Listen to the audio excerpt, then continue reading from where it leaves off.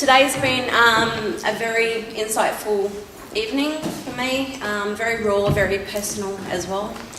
Wanted to be here today because I wanted to get a chance to share some of my personal experience, but also to really give some personal impact on what's going on for the go home, shut up thing that's happening. Because 3 years ago I actually had a unit with my ex, and I was going through very, very severe domestic violence, 3 young children, and I went to housing, and I called refuges and stuff like that to start with, of course. Went to housing for some assistance and was knocked back because they told me I had a place to stay, they told me I had a place to go. My ex knew how to open the door without me even hearing him open the door. So he could be in any nook and cranny, anywhere behind the doors, in the cupboard if all I knew, like he could be absolutely anywhere. So it was a very, very, very hard experience to go through, knowing that in your own home you don't feel safe. So I had so many documentations of falling behind in paying lots of bills and stuff, which he had forced over a 3-day period, putting a phone in my face and giving me numbers to call and making me forcefully put all bills in my name, where I had to pay all the bills, and obviously I couldn't do that. I attempted to study on a number of occasions, and he'd fluke that for me. Went to work a couple of times. He'd come to my work, cause me difficulties, so I'd have to leave work. Had no family support network, got married when I was 17, had children pretty young. So I really didn't have anywhere to fall back on, except for the Department of Housing, which I felt they failed me entirely and completely. I ended up leaving home, taking my kids with me. We'd be on the street for a couple of nights, I'd go back home.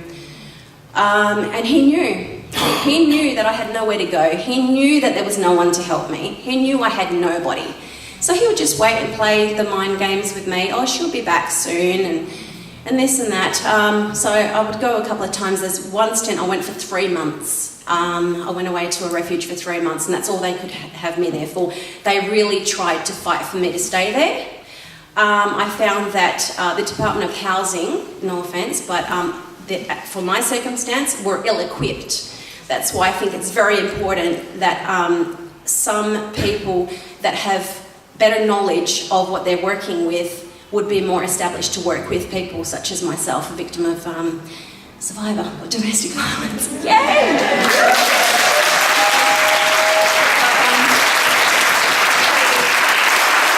A whole year of my life was absolute misery because he knew I had nowhere to go. He knew there was no one that was going to help me. There was no one that was going to support me. He would threaten me with docs. He'd say mental illness. He would say everything under the sun.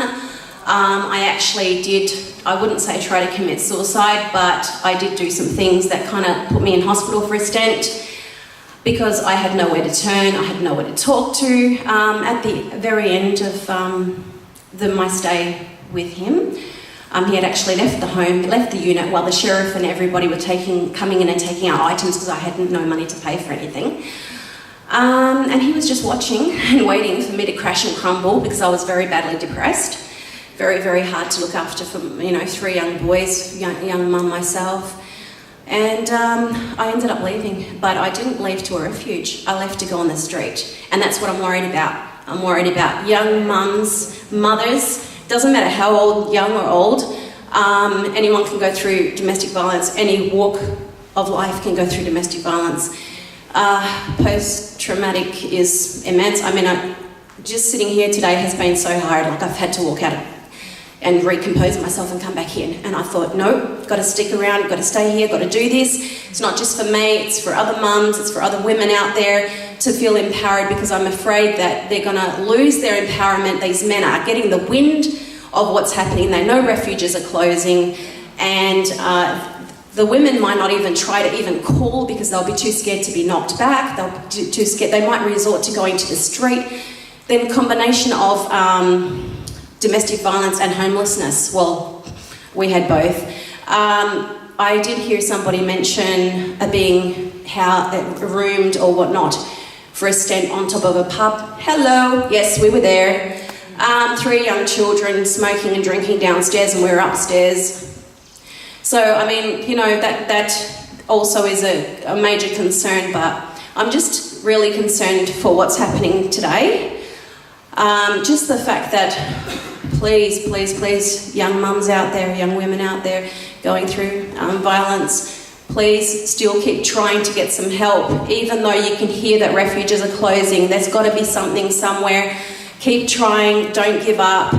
I'm actually doing a diploma now. I've studied community services and welfare. I aced my domestic violence assessments and presentations that I did. Thank you. And thank you. Feel very humbled to be here today. I didn't get any flowers. I love flowers, but I didn't get any. There's a story about that. But yeah, thank God I didn't get any flowers. Still here today. My boys are doing wonderfully. It's a hard yakka.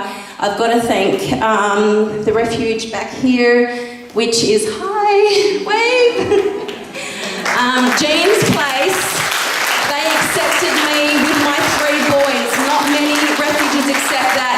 They're actually losing their jobs in the next couple of months. Tempe's closed down. It's not just me. A lot of other mums and